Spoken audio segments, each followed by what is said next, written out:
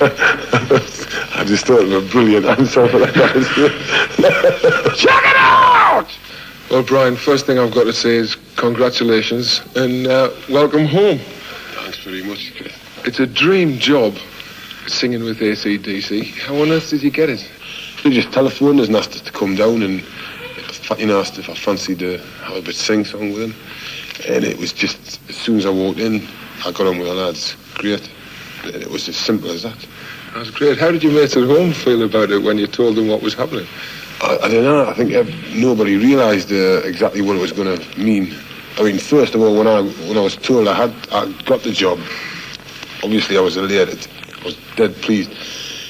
But about 4 days later, when it suddenly sunk in, and I realised what I was going to have to do and the man I was going to have to replace, and that's when I started to get frightened.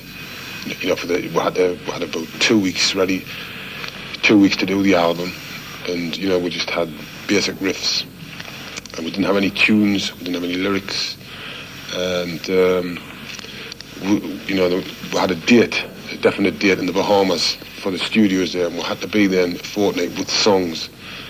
And I think even the boys will admit it was one of the most exciting times even in their life, because nobody knew what was going to happen. And I knew if it didn't work out right, I was going to be the biggest scapegoat of the year. So I was worried. I really was. I was in a lucky position that I knew whoever reviewed albums or songs or concerts, they were all going to sort of compare, which is unfair in a way, because you can't compare with some... If the man had left the band, then you can compare. If the man's dead, the man immediately becomes a legend. People who criticised him before, and there were a lot, suddenly start saying, oh yeah, he was somebody special, you know, afterwards, which is unfair to him, you know, and it's unfair to me as well, but you just live with it, you know. How do you keep going yourself?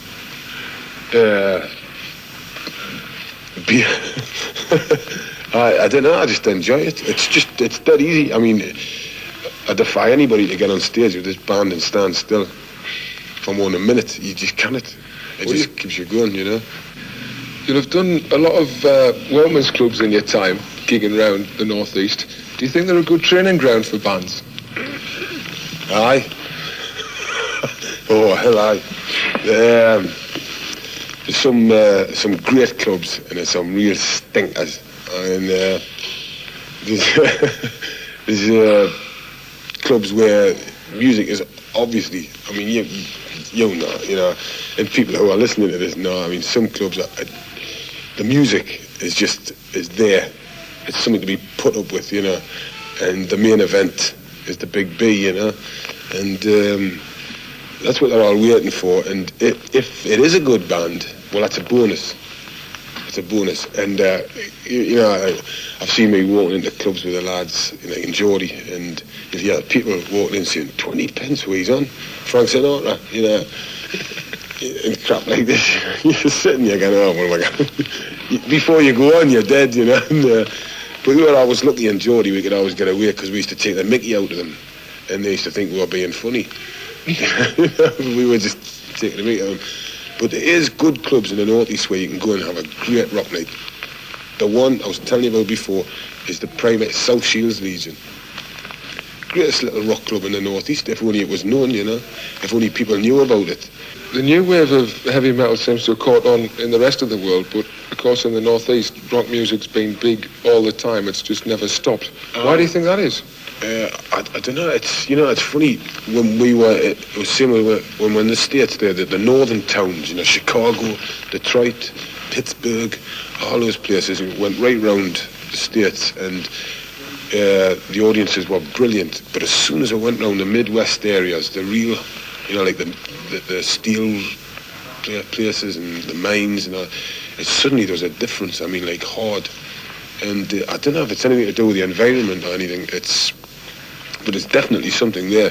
Glasgow is the same, you know. That's a real, you know, they go crazy there. I don't know. You tell me. It's not very often that someone in rock music has a big break second time around because, if you like, you've had two, one with Geordie and now with AC/DC, and quite a long gap in between. Have things changed now? I got more money. Is that all that's changed? Has the business changed at all?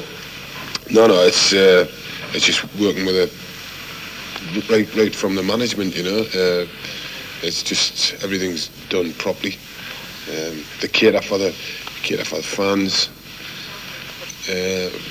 You know, the fan club and everything's all run properly. You know what I mean? There's nothing slapdash about the whole affair. It's just it really is a different planet from Geordie. Well, you're off round to show the rest of the world what you can do now, and best of luck with that. Have you got a message for the North East before you leave us? Well, the track on the album's the best message to leave, that rock and roll ain't noise pollution, and don't listen to what your father says. You just keep coming.